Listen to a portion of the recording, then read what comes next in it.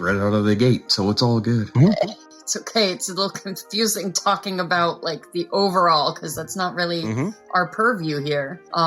Patrick said it's not a leg up. It's leveling the playing field is what it is. It's making sure that we can still function in society on a similar, not if not even the same, on a similar level as I would even argue to a point of it's not even a leg up, it's not even a being level. Most disabilities or most accommodations are literally. Lee, are you okay? Why are you dying over there? Because you said leg up. She's picturing your asshole again. Fucking A.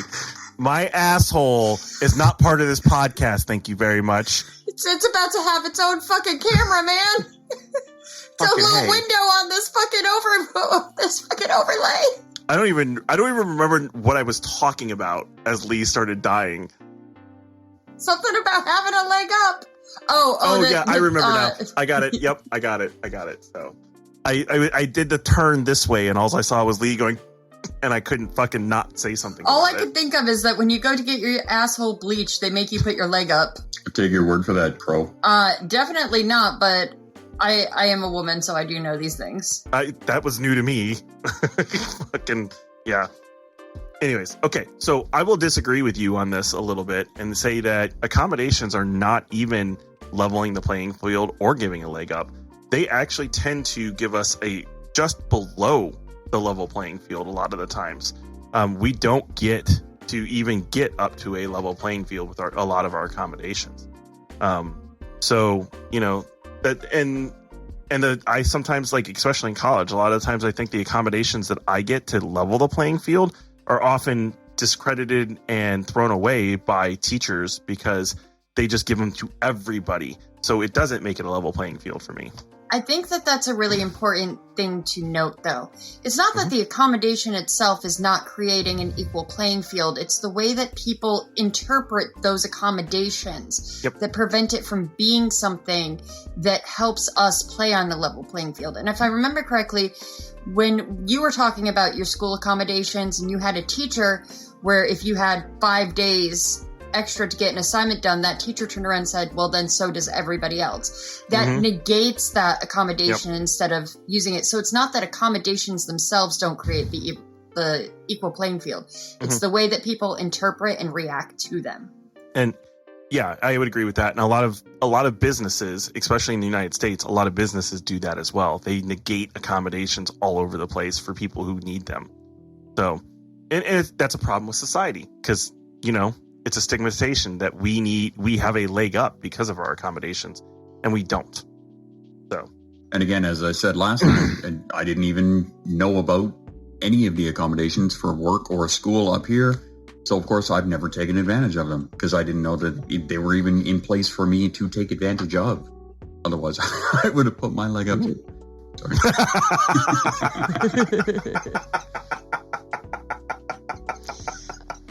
All I can picture now is Spaz like this. So far, we have visualized Patrick's asshole and now Spaz's. And we're going to stop there, please. Please. And now, a word from our sponsors. Do you have an amazing friend who just cannot seem to see how much they rock? Does their rejection sense of dysphoria and imposter syndrome smother all the joy out of their achievements? Have you tried beating them upside the head with the love bat from Squirrel Co., but it just doesn't seem to sink in? Well, I have an exciting new opportunity for you. Hi there, I'm Autotori, processing manager here at Squirrel Co., and I am happy to announce our research teams have been working overtime to develop our newest product, the Tactical Love Nuke. This product is guaranteed to smother its victim in love, or incinerate them trying. Your friends and loved ones won't stand a chance when you launch this love bomb their way. Please use caution, as this could lead to them possibly catching the feels, or developing feels of attachment because you showed them love and affection. The Tactical Love Nuke from Squirrel Co. The only way to make sure that motherfucker knows that they are loved. Coming to an 80 H&D Incorporated store near you soon. Well, next up we have personal stories. Hey, Spaz. Has there ever been a time that you have been invalidated or made to think that you were less than because of an unseen disability? No, my life has been absolutely pitch perfect. If you believe that, he has some oceanfront property in Arizona to sell you. You bet your ass I do. Spaz is like, where is Arizona? He has no fucking idea where it's at, but yeah, you're bunked up right next to Fanny, right? Yeah, that's right. Yeah, I know American geography better than most Americans. Give me a break. Has there ever been a time where I've been personally invalidated? I'm trying to keep this podcast under 90 minutes. Well, let's start with Patrick. Patrick, do you have any stories about unseen disabilities that you would like to share? Oh yeah, this is an easy one. Okay, so I knew I had issues with my mental health when I was in the Army, and I'm an infantryman. And let's play this game. Unless you were broken or bleeding or had like a fucking dislocated body part, that they did not want you to go to sick call.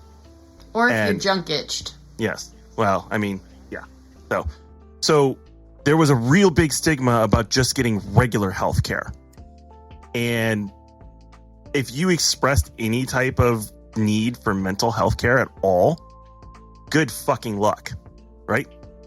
Now, I want to point out that the United States Army Infantry are nothing more than trained killers. That's all we are. Like, that is the entire part of our job. We are there to take over areas and kill every motherfucker in that area and hold that area so the enemy can't have it. That is all an infantryman is, right? There's no fucking high skill level at this, right? So you've got a bunch of trained apes with fucking guns running around and you won't let them get mental health treatment? Yeah, there's probably a reason why I waited until 40 to even treat my fucking depression. Thanks, U.S. Army. You fucked me all the way that late in my life. No, this podcast is not sponsored. So there's my story. It took me fucking let me go a little bit more. It took me 12 fucking years after I retired. 12 fucking years after I retired to actually start treating my mental health seriously. 12 fucking years. That's how long I was indoctrinated. What do you think would have been different had the military allowed you the opportunity to seek mental health services when you needed them? If I would have been able to treat my mental health, I think I would have got a shitload less fucking trauma, and I might have actually taken care of learning about my fucking disability like ADHD and not blown hundreds of fucking thousands of dollars in impulse spending since I fucking left the military. Oh, I like the part where you cover your face. You okay over there, Lee? I like how the call out turned there. You said you wanted the asshole. No, I mean, I'm here for it. I was the asshole last time, so it's somebody else's turn this time. But, fuck you! I was a very, very successful salesman in my, for a stretch of about 3 years. And I made over $100,000 every single year. Do you think I have enough money to buy a house right now? Do you know what I have? $40,000 in fucking airsoft gear? And I don't even play airsoft anymore. I don't have an impulse problem. Not at all. I have debt. I have debt too. Don't worry. But so honestly, yes, if I wouldn't have been invalidated and I wouldn't have been able to seek out mental health treatment, I probably would have been able to identify my ADHD before I fucking wasted hundreds of thousands of dollars and set myself up for failure at 42 where I can't even buy a fucking house. Well, that kind of hit home. I have mine. I'll jump in here. For me, I almost had the opposite, and I think it's because I had spent so long in the career in nightclubs and being the centerpiece and whatnot. The expectation was on me because I was the DJ. I was the life of the party, right? I was the guy who was expected to be the hyperactive one. I was expected to be the loud, the brash, the abrasive one. And I think it just got overlooked the entire time I was in the industry. So I think that people just held that expectation of me even long after I had left the club. And by that point, I was on to management, which I had taken a little bit more seriously. But of course, I was still hyperactive, hauling ass all over the place. But we call him Spaz for a reason. yeah, well, I earned the nickname honestly. But it was actually not until I had gotten into management where I was doing it in a hotel. As I had mentioned a couple episodes ago, that I was managing this hotel, the nightclub, the lounge, the restaurant, the casino, 5 out of 14 nights. It was my responsibility to manage every one of those establishments. And it was the general manager of the hotel who continually was fucking invalidating everything I did because of the way that I had things organized, right? Because of the training that I had had previously. I was already working in the previous establishment for like 7, 8 years. So the owner and I, it was a smaller one. So the owner and I knew each other pretty well. We knew how we operated. He knew how I organized myself. And then I had gotten into this bigger establishment, and I was taking on more places, and the general manager of the hotel, he just fucking wasn't having it. The guy was just a fucking righteous asshole through and through, could do no wrong, right? And he didn't agree with my management style, even though I was delivering results, better results than he had seen in the previous 3 years. I was bringing in fucking bigger numbers than he had seen in the previous 3 years. But the way that I was doing it, he didn't like, right? Because it was unorthodox. It was out of the box. It wasn't anything that he could control. You're attacking You're coming at me. You're coming at me right now. Okay, so the reason I am no longer in sales is because I had a very traditional sales manager who wanted me to do all these things and was mortified when he went with me to a steel mill, and I started cussing at the guys that I was selling shit to because they knew I was a steel mill guy as well. And that's how we talked to each other. And he was fucking horrified by that. You can't talk to customers like that. I'm like, this is the reason I have sales here.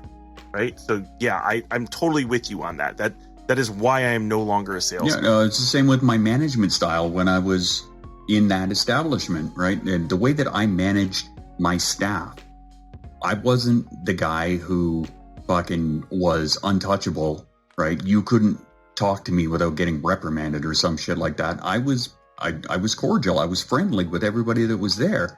I wanted to get to know the people I was working with. These are the people I was spending how many fucking hours in a week with, right? So you were a good manager. I tried to be. I thought I was. And, you know, in my mind, I still believe that I was whatever. But, you know, I would sit down and talk and have coffee when, you know, we had slow times or whatever. Yeah, sure, I would delegate the responsibilities and whatnot. But, you know, when the server wasn't, you know, had already done all of the duties that were on the roster, sit down, have a coffee, you know, until the next person comes in kind of thing. And we would sit and we would talk, and I would get to know these people. And apparently that wasn't, you know, something that he preferred to do, because you're the manager. You're supposed to be above these people. And he didn't like that I was fucking getting to know my staff, you know, to actually give a shit about these people. No, I was expected to be the one who was, you know, way above them. And because of that style, and I think it was just because, I just had the connection there too in my head. Welcome to the server. I heard the word empath being thrown around a lot. I don't know how I feel about that word, but because you were invested in your employees. So you were empathetic. Yeah. That doesn't fit in the capitalist model, though, Spaz. Oh, I went into politics here. Darn it. But you're not wrong. I'm not wrong. God damn it, Patrick. We have only a handful of rules. We don't have those rules here, thank you. You or your asshole has broken every single one of them tonight. We don't have that rule here, do we? I don't think we have rules. I just wanted to make a joke about Patrick. You're not the boss of me. I'm sorry. You're not my real mom or dad. Thank God for that. That would be a little awkward considering you're quite a bit younger than me. This is true. Big pharma. But yeah, I was empathetic, and you're right. It doesn't fit into a capitalist model, but neither do how many of us neurodivergents fit into the model that has been laid out by neurotypicals. Here's me fucking working the way that I know how, and that wasn't good enough. And every opportunity this son of a bitch had, he was fucking cutting me down, invalidating me, fucking, talking down to me like,